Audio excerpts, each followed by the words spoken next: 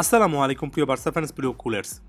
লা লিগা হোক বা এমন টাইপের লিগ টুর্নামেন্ট, এখানে অনেক বেশি করে আপনার সাফল্য নির্ভর করে একটা ফ্যাক্টর উপর, যে কোনো একটা ম্যাচ ডেতে প্রতিপক্ষ আপনার নিকটতম প্রতিদ্বন্দ্বী যখন খারাপ খেলো সেই দিনটাতে, সেই ম্যাচ ডেতে আপনি সে ফিক্সচারে আসলে কেমন করলেন।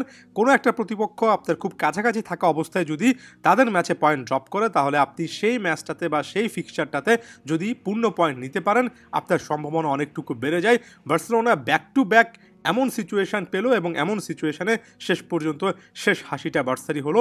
সেভিয়ার বিপক্ষে খুবই ক্রুশাল ম্যাচ ছিল, সেভিয়ার মাঠে বার্সা এই ম্যাচটা খেলেছে, ভুলে গেলে চলবে না। এই মুহূর্তে লা লিগার পয়েন্ট টেবিলে 48, 49, 50। হ্যাঁ, এখনও রিয়ালের চেয়ে বার্সার 2 পয়েন্টের স্পষ্ট একটা ব্যবধান আছে। তবে ওই যে বললাম, রিয়াল মাদ্রিদ অ্যাথলেটিকো মাদ্রিদের পয়েন্ট ড্রপ করার পরে বার্সা সেই সুযোগটা কাজে লাগিয়েছে। এই মুহূর্তে বার্সা ফ্যানদের জন্য সবচেয়ে ক্রুশাল ফ্যাক্টর এটা, এবং এই ম্যাচটার মাধ্যমে আরও একবার লা লিগা কম্পিটিশনে বার্সা কিন্তু ফিরে আসলো। মাঝখানে খুবই বাজে রকমের একটা ফেস কাটিয়ে বার্সা সর্বশেষ 3টা ম্যাচে এবং বিশেষ করে সেভিয়ার বিপক্ষে এই জয়টার পরে রীতিমতো একটা স্টেটমেন্ট মেক করলো। লা লিগার কম্পিটিশনটা একেবারে শেষ পর্যন্ত অনেকটুকু গভীরে গিয়ে বার্সা ফাইট করবে। হানসি ফ্লিকের দলটা এত সহজেই এই ব্যাপারটা ছেড়ে দেবে না। দেখুন, অনেক বিষয় নিয়ে কথাবার্তা বলা যায়, রেফারিং এমন একটা বিষয় যেটা নিয়ে আমি অনেক বেশি করে কথাবার্তা বলতে চাই না। একটা স্পষ্ট কারণ এটা যে লা লিগায় রেফারিংয়ের ইনকনসিস্টেন্সি শুধুমাত্র এই সিজন নয়, বছরের পর বছর ধরে আছে। কোনো একটা ডেতে আপনি একাধিক সিদ্ধান্ত নিজের পক্ষে পাবেন না, অন্য কোনো ডেতে এসে আবার নিজের পক্ষে পেতেও পারেন। তাই রেফারিংয়ের ব্যাপারটাকে একটু একপাশে সরিয়ে রেখে বার্সার একেবারে ওভারঅল যে ব্যালেন্সড একটা পারফরমেন্স সেটা নিয়ে আলোচনা করব।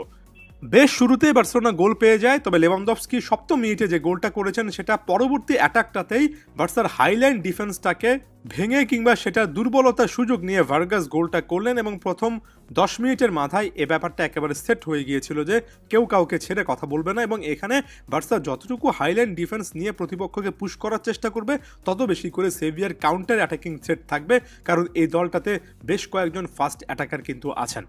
ফার্স্ট হাফের বাকি সময়গুলো বার্সার জন্য অনেকটুকু সুখকর অভিজ্ঞতা দিয়েছে, সেই জিনিসটা বলার সুযোগ নেই। তবে সেকেন্ড হাফে যে জিনিসটা সে হানসি ফ্লিক অনেকটুকু ভালো করেছেন সেটা হচ্ছে, ফ্লিক কখনোই সাবস্টিটিউশন নিয়ে বিন্দুমাত্র কোনো সন্দেহ প্রকাশ করেন না। তার কাছে যেটা ভালো মনে হয় সেটাই তিনি করেন, সেটার হাতে নাতে তিনি কিন্তু প্রমাণ পেয়েছেন। গাভিকে উঠিয়ে যখন ফেরমিন লোপেজকে নামালেন, সেটার সাথে সাথে একটা বেনিফিট চলে আসলো। ফার্স্ট টাচে সেখানে কিন্তু ফেরমিন লোপেজ গোল করলেন, এবং লোপেজের এই গোলটার পাশাপাশি সাম্প্রতিক সময়ে যে প্লেয়ারটা সত্যিকার অর্থে মিডফিল্ডে একেবারে ডিফাইনিং মোমেন্ট এনে দিচ্ছেন, রীতিমতো পার্থক্য সৃষ্টি করে দিয়েছেন, এবং এ ম্যাচও আমার কাছে সবচেয়ে সেরা ফুটবলটা খেলেছেন সেই পেদ্রির কথা বলতে হবে। অসাধারণ একটা অ্যাসিস্ট করেছেন। তবে তার চেয়েও বড় কথা, পেদ্রি মিডফিল্ডে যে প্রেজেন্সটা রাখছেন, ক্রিয়েটিভলি বার্সেলোনার মিডফিল্ডে কিছুটা হলেও ল্যাকিংস থাকে, পেদ্রি থাকার পরে সেটা কিন্তু অনেকটুকু চলে যাচ্ছে। এই পেদ্রি এই একটা দিনে 5-5টার মতো চান্স ক্রিয়েট করেছেন। পেদ্রি সম্পর্কে লম্বা একটা সময় আমার আক্ষেপের জায়গায় এটা ছিল যে পেদ্রি ক্রিয়েটিভলি খুবই গিফটেড ফুটবলার, একটু হাই অন দ্য পিচ থেকে সরাসরি ডিবক্সে একের পর এক ডিফেন্স ছেদি পাস লব তিনি জেনারেট করতে পারেন, কিন্তু এর আগে কোচরা তাকে সেভাবে ব্যবহার করেছেন কিনা সেটা নিয়ে আমার প্রশ্নের জায়গা আছে। তবে প্রশ্নের জায়গাটুকু অনেকটুকু কেটে যাচ্ছে হানসি ফ্লিকের অধীনে। এই পেদ্রি এক কথায় অসাধারণ।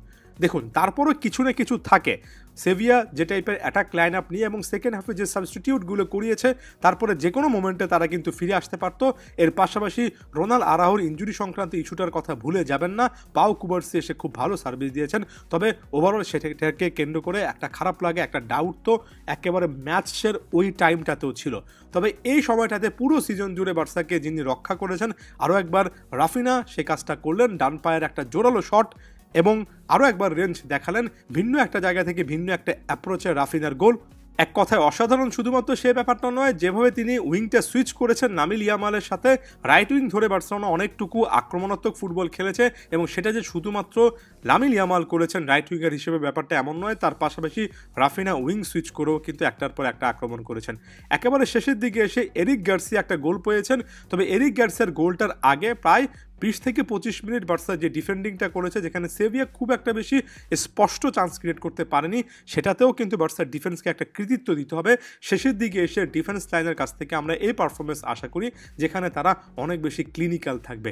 এরিক গার্সিয়া যিনি কিনা এই কোচের অধীনে রীতিমতো ক্যারিয়ারে রিভাইভাল ফর্মে আছেন, তিনি আরও একটা গোল পেলেন। সব মিলে 4-1 স্কোর লাইনটা বলে বার্সা দিন শেষে নিজেদের ডমিনেশনটা ধরে রেখে অন্তত সেকেন্ড হাফের পারফরমেন্সে এই ম্যাচটা শেষ করে এসেছে। সামনে বার্সার জন্য তাই লা লিগাতে অলরেডি কামব্যাক হয়েছে, তবে লা লিগার ট্রফিটার দিকে তাকানোর একটু সুযোগ থাকছে। একেবারে শেষ দিন পর্যন্ত লা লিগা এবার যেতে পারে, বেশ জমজমাট একটা লড়াই অপেক্ষা করছে এবং তার আগে রাইট মোমেন্টে রাইট কাজটা করার জন্য হানসি ফ্লিক এবং বার্সা ফ্যান হিসেবে ধন্যবাদ দিতেই পারেন। আদিওস ভিস্কা এল বার্সা।